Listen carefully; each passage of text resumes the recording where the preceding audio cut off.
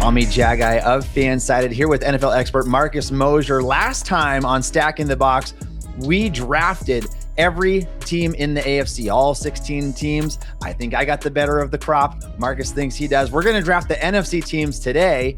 Marcus is going to have the first pick, but this is a really, really strong group. We noted that last year. I don't think the strength of this conference has gone away at all. We obviously know they've got some really good coaching over there, but then their roster talent is pretty spectacular as well. Yeah, it's shaping up to be another year where the NFC just, to me, they just look like the superior conference. I think they're even at the top, they're better than the AFC, and I think the depth is even better. The coaching staffs are unbelievable. And we'll start right at number one. It's the Los Angeles Rams, who were already the favorites before they traded for Myles Garrett just about a month ago. I think when you have Myles Garrett on this defense and maybe potentially Aaron Donald, we should find out that soon, with Matt Stafford, with Puka Nacua, with Sean McVay, they've kept their coaching staff in place. They kept Chris Shula on the defensive side of the ball. Tommy, I would be shocked if the Rams weren't in the NFC Championship game this year. That doesn't mean they're going to win it, but this is clearly, to me, the best team right now in the conference. Yeah, and what's wild, Marcus, is we're saying this even knowing how good the Seattle Seahawks were last year, how good Mike McDonald is, how good of a season Sam Darnold even had, the collective talent, Super Bowl champions, and yet the Rams are a runaway here because when you trade for Myles Garrett and you have the MVP quarterback in Matt Stafford and you have Sean McVay who's there every single year, this is, and dare I say, like, I don't think I've ever felt better about a team cruising potentially all the way to the Super Bowl, even in a crowded conference, because when you've got a top three quarterback, maybe the number one head coach in the entire league, and then you've got the talent that you have and the number one defensive player of this generation, this is an easy number one. The only thing I will say is you are betting on a 38-year-old quarterback who's had some injury history in the past, and we know how difficult that division is. So if Matt Stafford is banged up or he misses games, that could be the difference in being arguably the 1 seed or the 7th seed in the NFC. So, I think on paper, if everybody's healthy, they are the best team. But things are always a little wonky in the NFL. It really is. And since you took the Rams, go ahead and give me the Seahawks here, number 2. And I could go a number of avenues here. That was between 3 teams, really. The Seahawks, though, what scares me the most is losing Clint Kubiak. I think that he has a chance to be the next in line. He was my favorite coach hire of the cycle from the Raiders. No longer there. I think the offense could take a significant step back. But when you've got a true number 1 wide receiver, Sam Darnold has back-to-back really good football seasons. The roster talent's still there. I still believe in Mike McDonald. I think they're going to be probably still the second best team in the conference and probably the second best team in the league when you consider the talent of the AFC. So give me the Seahawks here. Yeah, and they're just one of the most well-rounded teams in the league. They've just got an awesome defense. You would expect Darnold to be even better in his second year in Seattle. So to me, they're the easy choice at number 2. I think it gets really fascinating with his third pick just because you could go in a number of different directions. You could take one of the NFC North teams. You could take the 49ers. But, Tommy, I'm taking the Philadelphia Eagles, and I understand this team has some concerns. However, is there a team in the NFL that has a better roster than the Eagles? I mean, they are loaded at every single spot. The defense has a ton of talent. They're really well coached on that side of the ball with Vic Fangio. They've got all pros at every single level, including Zach Bond, Quinyon Mitchell, Cooper DeJean, Jalen Carter. Jordan Davis is coming back. They also went out and traded for Jonathan Gennard this offseason to give them more edge help. There's just not a clear weakness on this team, and that's why I'm putting them at 3rd. Yeah, and I think that's reasonable. I think that's the direction I would have gone had I had this pick right here. The talent is undeniably good. I do wonder at some point, are the Eagles going to start to fizzle out? Are teams going to catch on to them at all? Catch on to the tush push? Catch on to their style of offense? Like, it seems like they could gradually go downhill, but the talent is so good that it's going to keep them afloat automatically. And like you said, they just don't have weaknesses on that roster. And so I think that that's a good pick.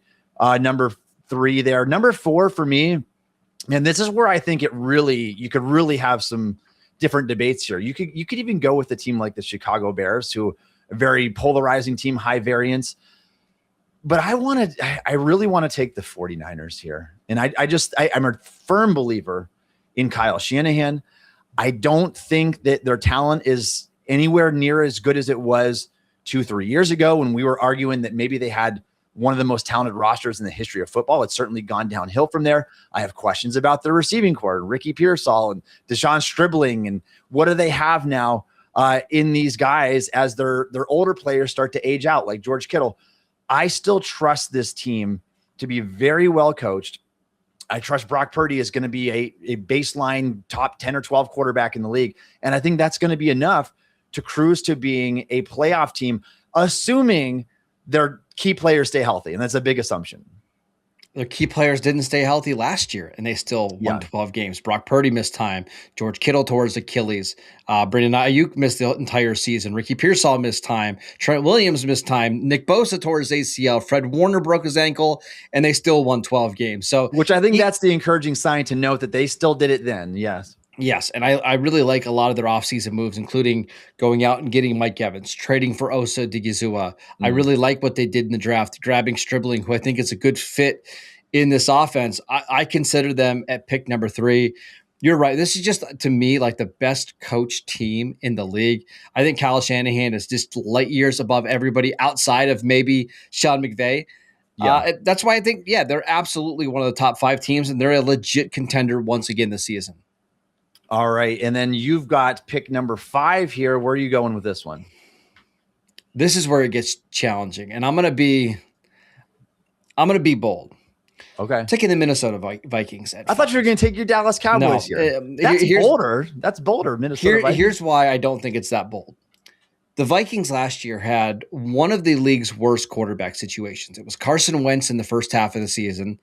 J.J. McCarthy was one of the worst quarterbacks, like on an EPA basis, that we've ever seen for an entire season. And then Max Brosmer was the quarterback, and they still won 9 games last year. Like it's wild how bad they were at the quarterback position, and yet they were a half a game away from being in the postseason. We can debate on what kind of quarterback we think Kyler Murray is, but I think he is a significant upgrade over the teams or over the guys we saw last year. And this is a team that under Kevin O'Connell has been really good over the last 3 or 4 years. I just think the Vikings, they retained Brian Flores. They brought in Jaywan Jennings. They drafted Caleb Banks in the first round. I think they're going to be really good. I think they should be the team to beat in the NFC North. I like some of the things they've done as well. Do you believe in the roster talent? Like, obviously, Justin Jefferson, I firmly believe it's going to have a resurgence.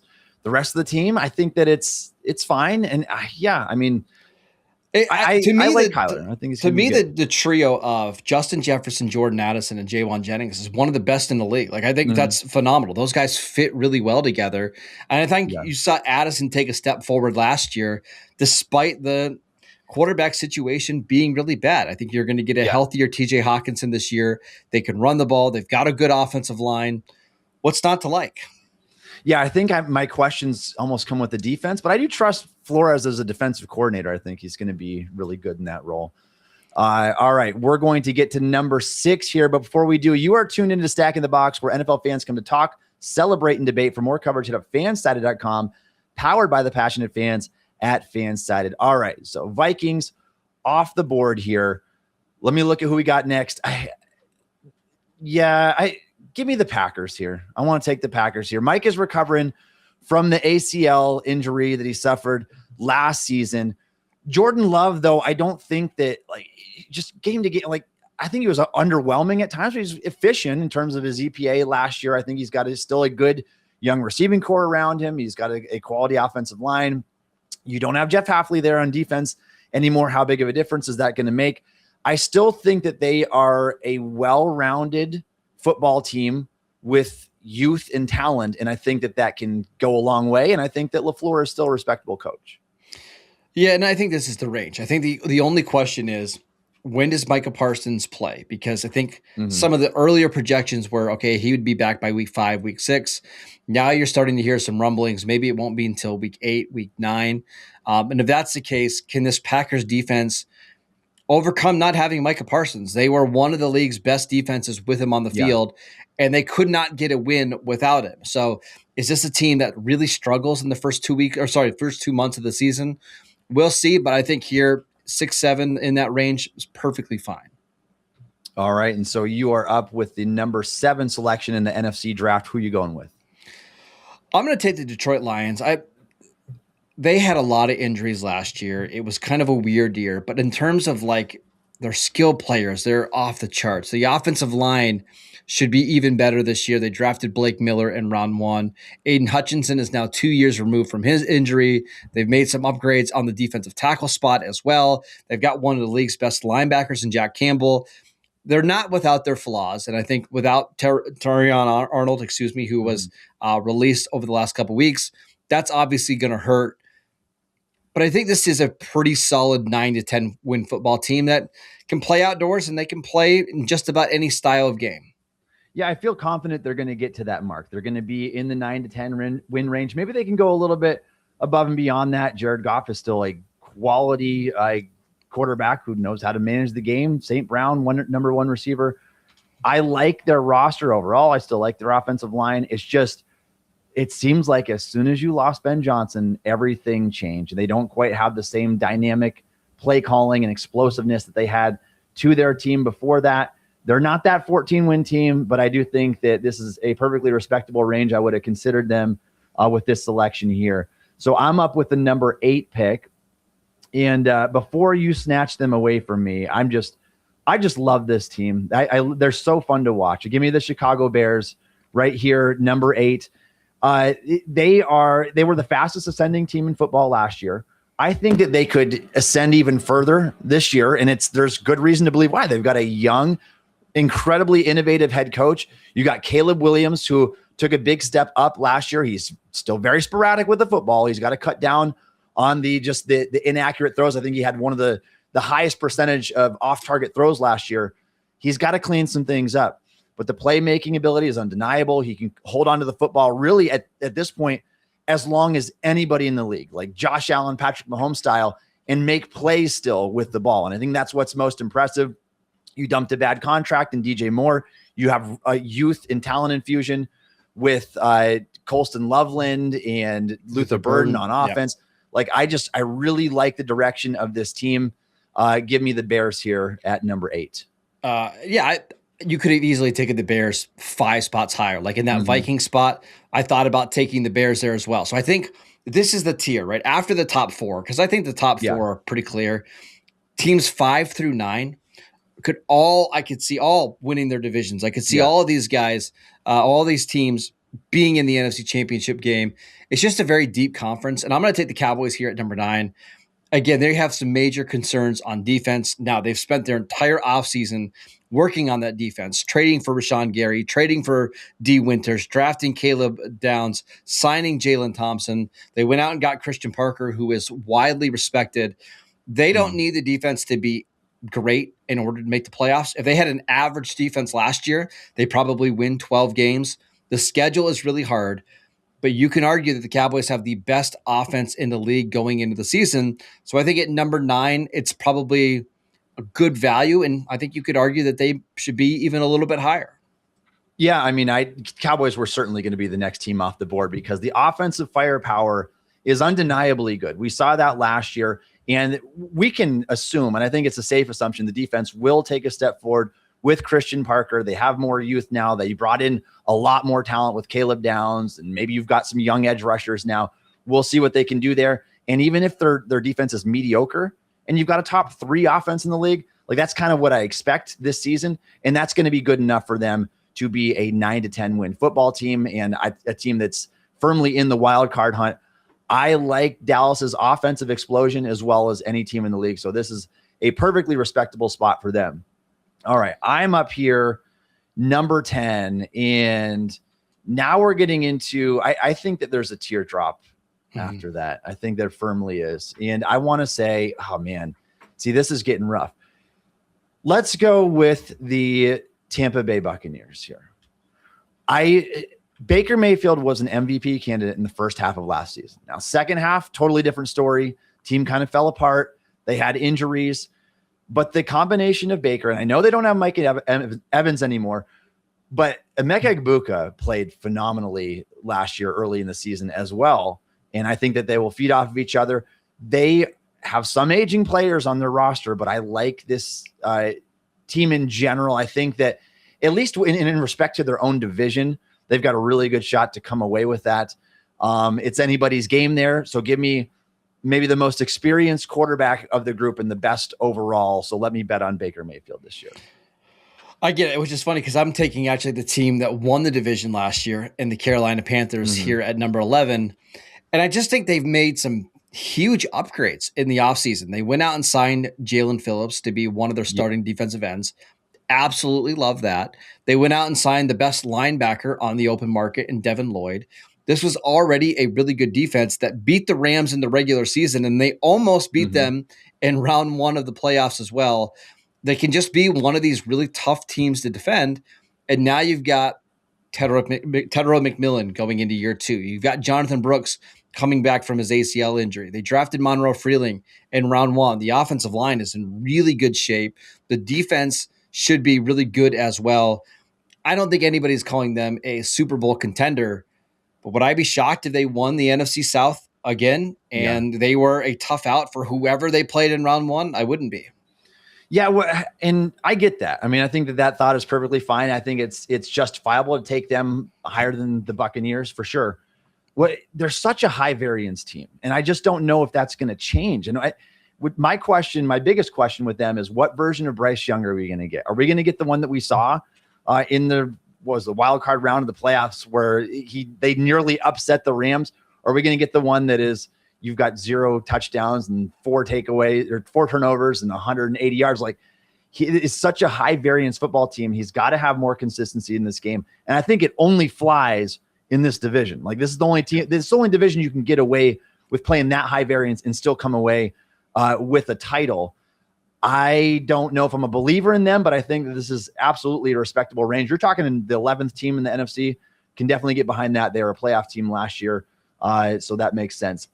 Now with number 12 here, let me think on that 1 second. From the highs, the heart breaks every headline. This is Stacking the Box, your source of NFL talk, powered by Fansided.com and the voices at Fansided. All right, so we've got the Commanders still on the board here. They do have the former Rookie of the Year, Jaden Daniels.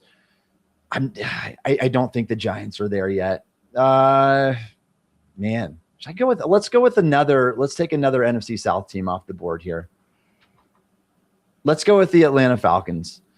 I'm not a believer in their quarterback situation at all. And I think it's probably best for them if Tua is the guy who keeps the job and doesn't hand it back to Penix, because I'm not a believer in Penix, and he's got such an injury history.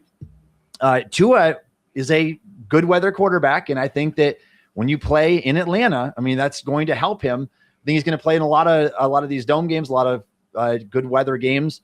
Throw the ball over the middle of the field. He can do that kind of stuff. I love their skill players. You got Drake London, you got Bijan. I think that this team, at least considering the youth on this roster, they have a chance to take the next step. Yeah, the defense actually played pretty well down the stretch last year. And I'm going to keep bringing this game up. They played the Rams in a Week 16 game last year. The Rams absolutely needed to win to keep the number 1 seed, and the Falcons destroyed them. Like, they just bullied them on both sides of the ball. But I get the concerns. Like, it's really hard to rank this team higher when your quarterback situation is Michael Penix and Tua Tagovailoa. Like, so I totally get it. They also just have a lot of weapons. The offensive line's pretty good. Jalen Walker was really good as a rookie last year. They've got some good secondary players as well with Jesse Bates, Avion Terrell, Xavier Watts. There are obviously some concerns here, but I do think the Falcons are at least a contender in the NFC South. Yeah, and I think one that the arrow should be going in the right direction. It's all up to the quarterback play there. Who are you going with? Where are we at now? Number 13. 13. I'm taking the Washington Commanders. A year ago, this was a team that was in the NFC Championship game. They beat the Lions. They beat up the Lions in round 2 of the playoffs, and then just got overmatched by Philadelphia. Jaden Daniels is a transcendent quarterback. And if he's healthy, he can be the reason why they win 10, 11, 12 games. They made a lot of additions on their defense, including signing Adafi Owe and Caleb on Chason and drafting Sonny Styles. I don't love their skill players, and that's my biggest concern with them. But we've seen before, Jaden Daniels can make just about anything work when he's right and when he's healthy. I think they're a good value here at pick number 13.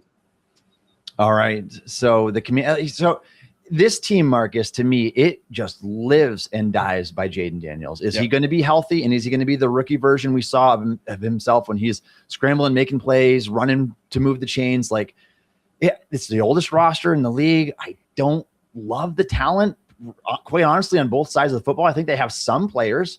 One of your best players is a Terry McLaurin, who's kind of aging out at this point. And you said it, like, the skill players are just not very good. Like, what is there to get excited about on this team outside of Jaden Daniels? But admittedly, that's an important player to get excited about. Well, that's the big. It's Danny Quinn's defenses usually always play better than the talent level, and they did upgrade the talent on that side of the ball. I still think it's going to be an average defense, but they shouldn't be atrocious like they were last year. Yeah, and I think that's fair. All right, the next one here, I'm between two, and you can probably figure out if you're doing the math in your head which two it is, because I'm pretty sure we both have the same bottom team here in the NFC. But if we're going with which team am I taking for 2026, I believe that can at least be competitive this year, give me the New Orleans Saints over the New York Giants, because their trip to potentially winning their division is much easier than what the Giants would have with the Cowboys and the Eagles in their division. The Saints were a team that were quietly pretty good in some ways last year. They've got a young quarterback, a second-year quarterback, not particularly young in Tyler Shuck anymore, but as a guy who played really well, and I think impressed as well as anybody thought the second rounder would. I really like Jordan Tyson, a huge fan of his game. I think he has true wide receiver one potential. His thing comes down to health, just like it is for Chris Olave. You can't have both of those guys injured at the same time, but I like their wide receiver pairing. I like what we saw in Shuck from last year. They've got some aging pieces as well on the defensive side of the ball, but let's go with the Saints here with the 14th team in the NFC. And the Saints are another tough one because I really like the offensive line. They've spent a ton of resources on that unit. They've got two really good receivers, at least we think, with Jordan Tyson and Chris Olave. They brought back Alvin Kamara to pair with Travis Etienne. So they've got weapons galore. It's all about Tyler Shuck. If he can turn out to be an average quarterback, which he certainly was in the second half of last season, there's no reason why the Saints team can't be competitive, at least in the division. Yeah, and so you are down. You get your choice of the last two here, Marcus: the New York Giants or the Arizona Cardinals. You can make a case for the Cardinals, can't you? No, I'm taking the Giants, but it's we've got the Giants at 15, and it's just very rare that you're going to ever see a team ranked as the second worst team in the conference when they have a pass rush that can roll out Brian Burns, Abdul Carter, Arvell Reese, Kayvon Thibodeau. Yeah. They brought in Tremaine Edmonds. They signed guys like Shelby Harris and DJ Reader. Like, they should have an awesome front seven. And they're coached by John Harbaugh, who's a floor raiser. So. And I think that's the thing about this conference. Outside of maybe the team we're going to talk about next, I just don't think there's any layup wins in this conference. Like, the Giants are going to be a tough out for everybody because they can rush the passer. They've made some big improvements on the offensive line. And once Malik Neighbors gets healthy, they have weapons on that side of the ball to throw to. So we're putting the Giants here at 15 for now, but I would be shocked if they finish this low. Yeah, I agree. I think that you're right there. And again, I don't think that they're going to finish with the 15th worst record in the conference. But I think there's a better case to be made for some of the teams before them. Having said that, like, this team could potentially be threatening. Jackson Dart has to avoid the concussions. Malik Neighbors has to come back healthy. There's whispers out there that he is still just not anywhere near ready to play with that catastrophic knee injury that he suffered last year. Like, that's a huge factor. He's obviously their far and away number one target on that team. There's a lot of questions in my mind, and as good as Harbaugh is as that floor raiser, I don't think it's going to happen this year. I think that we're at least another year away from that. And so you leave me no choice but to go with the dreaded Arizona Cardinals for the 16th and final team in our NFC rankings. They're not a good team right now. There's just no getting around it. They have Mike LaFleur. You got a really young head coach, brother of Matt LaFleur. I think that he probably will bring some innovation to this team. it's just really hard to get excited about what they have going, especially at the quarterback position. And when your roster talent's not particularly great, and you're up in the air at quarterback, and Jacoby Brissett and Gardner Minshew and a rookie in Carson. What's the name? Carson Beck. Yeah, Carson Beck. I just don't know what there is to get excited about this team, but maybe they'll be in the running for the first pick next year. I think they could score a lot of points like they did last year. I mean, if Marvin Harrison Jr. hits, you're talking about one of the best skill groups in the NFL with Jeremiah Love, Marvin Harrison Jr., Michael Wilson, who was awesome last year, and then Trey McBride. Plus, they've got a really good offensive line that they've made some upgrades to as well this offseason, including signing Isaac Seumalo, drafting Chase Basantes. It's just that you're waiting for that quarterback that can help you compete in that division, because until you have them, you don't really have a chance. Waiting for the quarterback. I think they're a few years away. What do you guys think? Let us know in the comments down below. If you're watching on YouTube, this is Stacking the Box. It premieres every Tuesday evening. Be sure to check it out. You can follow Marcus on X at Marcus_Mosher. Follow me on X at Tommy Jaggi. Make sure to check out fansided.com for all of our work over there. And thanks again for listening to Stacking the Box.